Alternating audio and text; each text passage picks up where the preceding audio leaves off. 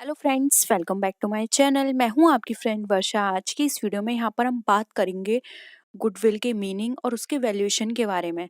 यहाँ से आपके एग्जाम में बहुत क्वेश्चंस बनते हैं कि गुडविल का वैल्यूएशन किस तरह से किया जाता है, तो आज हम इसके बारे में ही समझेंगे। गुडविल क्या होती है और इसका वैल्यूएशन किन किन मेथड से करते हैं। ठीक है, आपको वीडियो पसंद आए तो वीडियो को लाइक कीजिए, फ्रेंड्स के साथ शेयर कीजिए, और किसी भी तरह की कोई भी क्वेरी लगती है कहीं भी आपको तो प्लीज़ कॉमेंट सेक्शन में बताइएगा। आप मुझे सोशल मीडिया पर भी फॉलो कर सकते हैं और अपनी क्वेरी को वहाँ भी पूछ सकते हैं। आप मुझे इंस्टाग्राम पर, फेसबुक पेज पर और साथ में टेलीग्राम पर ज्वाइन कर लीजिए। ठीक है, सबसे पहले हम आते हैं गुडविल के मीनिंग पर कि गुडविल क्या होती है, क्योंकि ये हमें जानना बहुत ज़रूरी है, तभी हम इसके मेथड पर जा पाएंगे, समझ पाएंगे मेथड्स के बारे में। तो देखिए, आपको पता है गुडविल एक ऐसी चीज़ है जिसको हम टच नहीं कर सकते, वो दिखती नहीं है, लेकिन उसकी एक वैल्यू होती है। ठीक है, एक इंटेंजिबल असेट है जो कि हमारी कंपनी की परचेस से रिलेटेड होती है दूसरे के द्वारा। फॉर एग्जाम्पल, आपके पास कोई बिजनेस है, ठीक है, वो आप किसी और को सेल आउट करना चाहते हो, तो वो जो उसकी कीमत लगाएगा वो आपके बिजनेस की गुडविल कहलाएगी। फॉर एग्जाम्पल, आपके पास जो भी बिजनेस आप सेल आउट कर रहे हो उसकी पूरी जो फिक्स असेट्स है, उसमें जो भी इक्विपमेंट लगे हैं उसमें, वो आपके हैं 10 लाख के। ठीक है, लेकिन आप उसको सेल कर रहे हो 15 लाख में, तो जो डिफरेंस है 10 से 15 के बीच में, यानी कि 5 लाख का डिफरेंस है, वो आपका गुडविल अमाउंट कहलाएगा। ठीक है, तो यहाँ पर जो भी हमारे असेट्स होते हैं उनके अलावा जो हम चार्ज करते हैं अमाउंट, वो हमारा गुडविल अमाउंट कहलाता है। The concept covered such portion of the purchase price which is higher than the total of the net fair value of the asset that have been bought. अब यहाँ पर आप समझ गए होंगे, अभी मैंने जो एग्जांपल दिया था, नेट फेयर वैल्यू इस हमारे एग्जांपल में 10 लाख थी, और हम प्राइस जो हाई चार्ज कर रहे थे वो कितना था, 15 लाख। यानी कि जो 5 लाख थे वो हमारे क्या थे, वो गुडविल अमाउंट था। ठीक है, क्लियर हो गया आपको गुडविल क्या होती है। ज़्यादा टाइम नहीं लेंगे। देखिए, अब हम बात करते हैं यहाँ पर गुडविल के मेथड पर। आपको पता होगा गुडविल के यहाँ पर हमने 4 मेथड डिस्कस किए हैं। फर्स्ट है हमारा एवरेज प्रॉफिट मेथड, फिर है सुपर प्रॉफिट, फिर है वेटेज एवरेज, यहाँ देख लीजिए। अब फोर्थ है हमारा कैपिटलाइज्ड मेथड, यानी कि ये 4 मेथड हैं जिसके थ्रू हम अपनी गुडविल को कैलकुलेट कर सकते हैं। एवरेज प्रॉफिट में हम प्रॉफिट का एवरेज निकालेंगे, सुपर प्रॉफिट में हम मल्टीप्लाई करेंगे टाइम, और यहाँ पर वेटेज में हम ओवरऑल सबका वेटेज लेंगे तब निकालेंगे। ठीक है, तो ये किस किस तरह से कैलकुलेट करेंगे इसको एक बार यहाँ पर अच्छे से समझ लेते हैं। अब पहले यहाँ पर ये देख लेते हैं कि जब हम गुडविल की वैल्यूएशन करते हैं तो वो उसकी ज़रूरत क्यों होती है। एक पार्टनरशिप के लिए क्या ज़रूरत है। देखिए, अगर कोई भी पार्टनर रिटायर हो रहा है, एक्सपायर हो रहा है, या फिर नया कोई एडमिट आया है, यानी कि किसी का एडमिशन हुआ है, तो वहाँ पे गुडविल का वैल्यूएशन करना ज़रूरी हो जाता है। क्योंकि देखिए, अगर कोई नया आया है तो हम उससे कुछ पैसे मांगते हैं, या यानी कि हम उससे कहते हैं, क्योंकि देखिए पहले से हमारा सेटअप हुआ है बिजनेस में। अब वो आएगा और हमारा पहले से ही ऑलरेडी सेटअप है। ठीक है, ऑलरेडी हमारे जो बिजनेस है उसकी एक मार्केट में पहचान है, हम बोल सकते हैं मार्केट में एक वो खुद पहले से स्टैब्लिश है। तो वो एकदम आएगा तो उसको प्रॉफिट अच्छा मिलेगा, और प्रॉफिट में से अपना जो भी उसका शेयर होगा वो ले लेगा।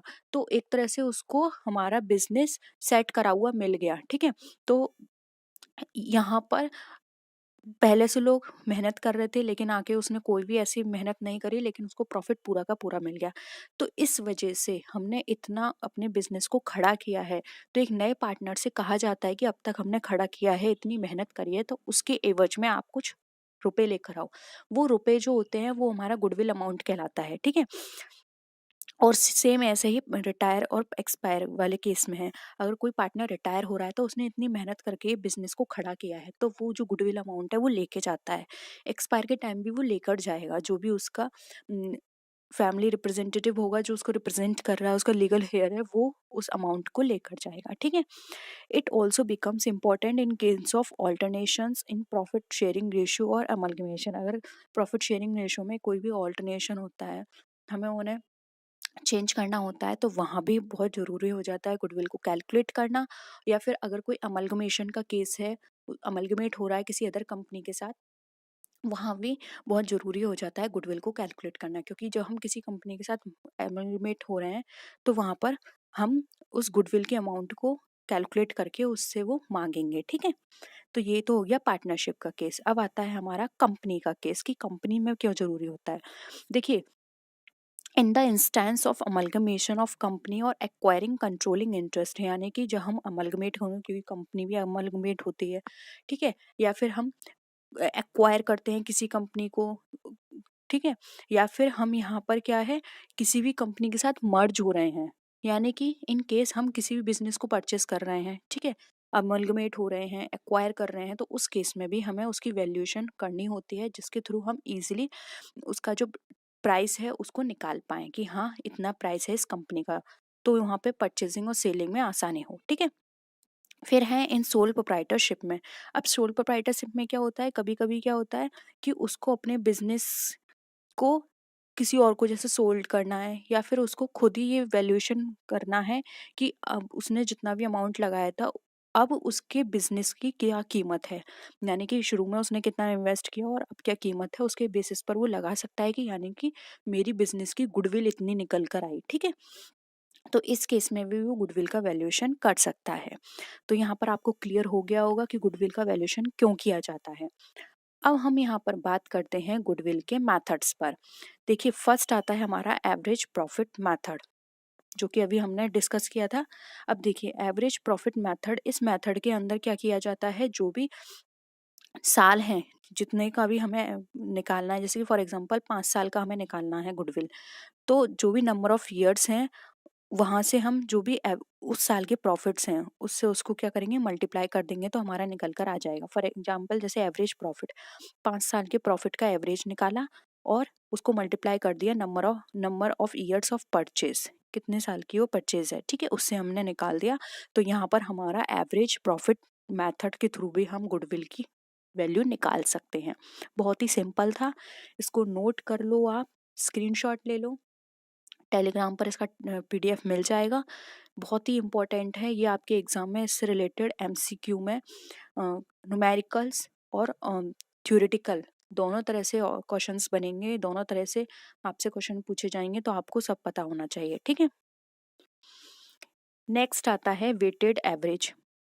अब वेटेड एवरेज इस मेथड के अंदर क्या किया जाता है, जितने भी साल होते हैं, जो भी प्रॉफिट, जितने प्रॉफिट साल का आपको प्रॉफिट है, उसका आप वेट निकाल लेते हैं कि हाँ इस ईयर इतना वेटेज निकला, सबका अलग अलग वेटेज निकाल लिया आपने टोटल प्रॉफिट से, फिर वहाँ पर आपने उसको उसका एवरेज किया, और फिर जो भी नंबर ऑफ परचेज है उससे आपने उसको मल्टीप्लाई कर दिया। जैसे कि आपने देखा वेटेज एवरेज प्रॉफिट, यानी कि सबका आपने पहले वेट प्रोवाइड किया, उसके बाद आपने number of years of purchase से आपने उसको मल्टीप्लाई कर दिया। तो इस तरह से भी आप यहाँ पर अपना गुडविल निकाल सकते हैं।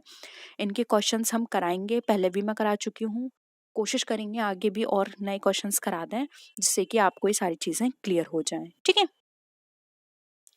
फिर आता है हमारा super profits method. Super profit method की बात करें तो यहाँ पर नंबर ऑफ ईयर परचेज जो होता है सुपर प्रॉफिट का फर्म का, वहां से उसको मल्टीप्लाई किया जाता है। सुपर प्रॉफिट आप समझते हैं, देखिए सुपर प्रॉफिट होता है जो भी हमारा एवरेज प्रॉफिट है। यहाँ पर आपको देखिए सुपर प्रॉफिट का फॉर्मूला भी दे रखा है, जो भी एक्चुअल होता है आपका प्रॉफिट, उससे डिवाइड कर दिया जाता है एवरेज प्रॉफिट और नॉर्मल प्रॉफिट को, तो वहां पर आपका सुपर प्रॉफिट निकल कर आ जाता है, ठीक है। नॉर्मल प्रॉफिट क्या होता है, तो देखिए capital employed multiply by normal rate of return divided by 100, तो इससे आपका नॉर्मल प्रॉफिट निकल कर आ जाएगा। तो आप यहाँ पर इसका फॉर्मूला पूरा नोट कर सकते हैं, इसके थ्रू आप सुपर प्रॉफिट मेथड से गुडविल की वैल्यूएशन निकाल सकते हैं, ठीक है। नेक्स्ट देखिए कैपिटलाइजेशन मेथड। अब देखिए कैपिटलाइजेशन ऑफ एवरेज प्रॉफिट, आप इसका एवरेज प्रॉफिट से भी निकाल सकते हैं। Under this method value of goodwill is calculated by deducting the actual capital employed, यानी कि आप जो भी आपकी गुडविल है उसकी वैल्यू आप कैलकुलेट कर सकते हैं, जो भी आपका एक्चुअल कैपिटल या एक्चुअल कैपिटल एम्प्लॉयड है उसको डिडक्ट करके, किससे डिडक्ट करेंगे, आपके एवरेज प्रॉफिट की कैपिटलाइज वैल्यू से, ठीक है। ये रहा आपका formula, goodwill equal to capitalize average profit minus actual capital employed. अब आप कहोगे कि कैपिटलाइज्ड एवरेज प्रॉफिट कैसे निकालेंगे, तो इसका फॉर्मूला भी मैंने यहाँ लिखा है। देखिए, कैपिटलाइज्ड एवरेज प्रॉफिट आप निकालोगे, जो भी आपका एवरेज प्रॉफिट होगा उसमें आप मल्टीप्लाई करोगे 100 और divided by normal rate of return. तो इससे आपको कैपिटलाइज्ड एवरेज प्रॉफिट निकल कर आ जाएगा। और एक्चुअल कैपिटल एम्प्लॉयड की बात करें तो जो भी आपकी टोटल असेट्स हैं उसमें आप एक्सक्लूड कर दोगे गुडविल को, क्योंकि यहाँ पर गुडविल की तो आप वैल्यूएशन निकाल रहे हो, इसलिए आप इसको एक्सक्लूड करोगे। और जितनी भी आपके आउटसाइड लायबिलिटीज है वो माइनस कर दोगे, तो आपका एक्चुअल कैपिटल एम्प्लॉयड निकल कर आ जाएगा। ठीक है, ये भी क्लियर है। बहुत सिंपल तरीके से मैंने यहाँ पे लिखने की कोशिश की है, इसमें ऐसा कुछ नहीं है जो आपको ना समझ में आए। और सुपर प्रॉफिट में तो और भी आसान है। अगर आप सुपर प्रॉफिट से कैपिटलाइजेशन मेथड यूज करना चाहते हो तो इसमें क्या होता है, आप जो भी सुपर प्रॉफिट डायरेक्टली आप उसको कैपिटलाइज कर सकते हो। जैसे सुपर प्रॉफिट आपने दे रखा है, आपने सुपर प्रॉफिट निकालना मैंने भी आपको बताया था, actual profit divided by average profit minus normal profit. ठीक है, तो यहाँ पर आप कैसे निकालोगे, सुपर प्रॉफिट निकल आया, आपको मिल गया, मल्टीप्लाई करोगे 100 से, डिवाइड कर दोगे नॉर्मल रेट ऑफ रिटर्न। ठीक है, इससे आप कैपिटलाइजेशन ऑफ सुपर प्रॉफिट भी निकाल सकते हो। बहुत ही सिंपल तरीका था ये। 4 मेथड हैं, एक एवरेज, उसके बाद है वेटेड एवरेज, सुपर प्रॉफिट, फिर आपका कैपिटलाइजेशन मेथड।